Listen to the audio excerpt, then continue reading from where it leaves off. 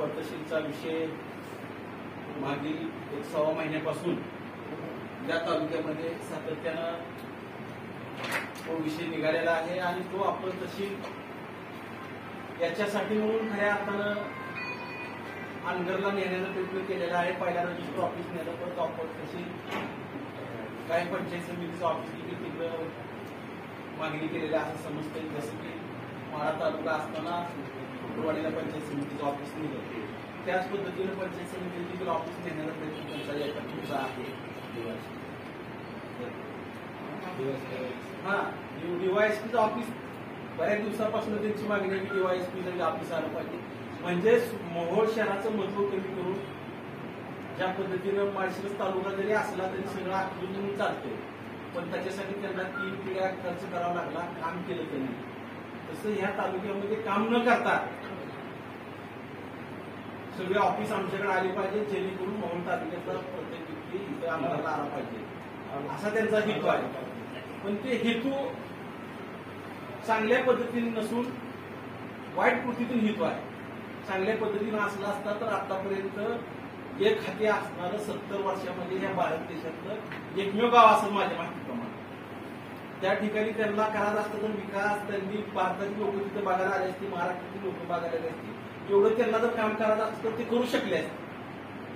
पण त्यांचा पॉझिटिव्ह विचार नाही तर निगेटिव्ह लोकांना अडचणीत आणणं, लोकांना गोळा धरणं आणि त्यांच्यावर दबाव आणणं आणि अभ्यास करून घेणं अशा प्रकारचं आहे.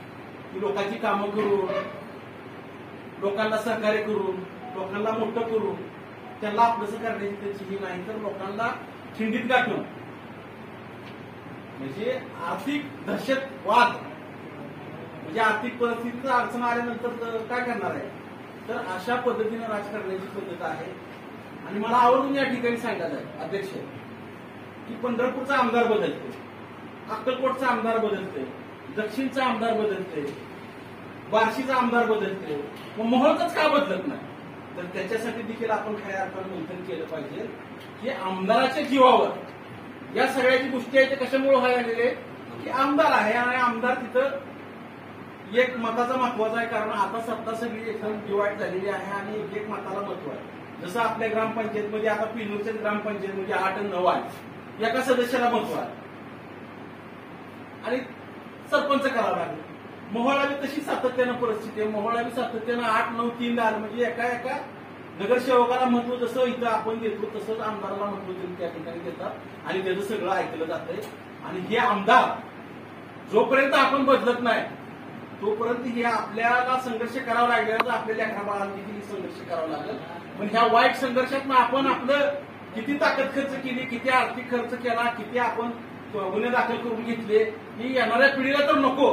म्हणून खऱ्या अर्थानं आपण सातत्यानं आता या संघर्ष समितीच्या माध्यमातून एकत्र झालेला आहे आणि हा लढा जिंकल्यानंतर आपण नक्कीच आपली विधानसभा देखील आपला कुणी असेल आमदार ते विधानसभेला त्यांचं नामोहरण होणार आहे, त्यांचं खच्चीकरण होणार आहे.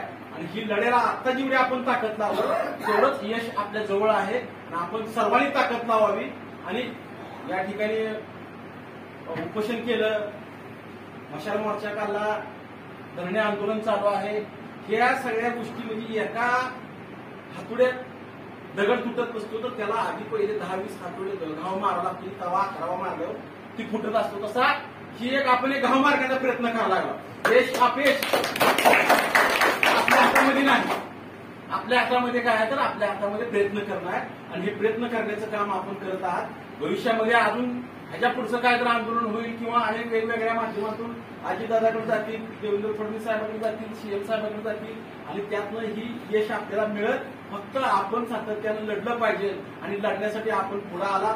त्यामुळं खऱ्या अर्थानं आपल्या सगळ्यांचं मी बहादर कार्यकर्त्यांचं मनापासून आभार व्यक्त करतो. ज्या वेळेला भारत देशाची स्वातंत्र्याची लढाई चालू होती त्यावेळेला भारत देशाची 36 कोटी जनता सगळी रस्त्यावर उतरली नाही, ठराविक लोकच लढली आणि यश मिळालं. पण त्या लोकांची भावना अशी होती देशातल्या की ही आपली लोक जिंकली पाहिजे. तशी 43 गावातली सगळी लोक या ठिकाणी लढायला येऊ शकणार नाही, पण लढणारे बहादर कार्यकर्ते आहेत त्यांची भावना आपल्या भावनेशी जुळलेली आहे की बाबा ह्यांना यश मिळावं.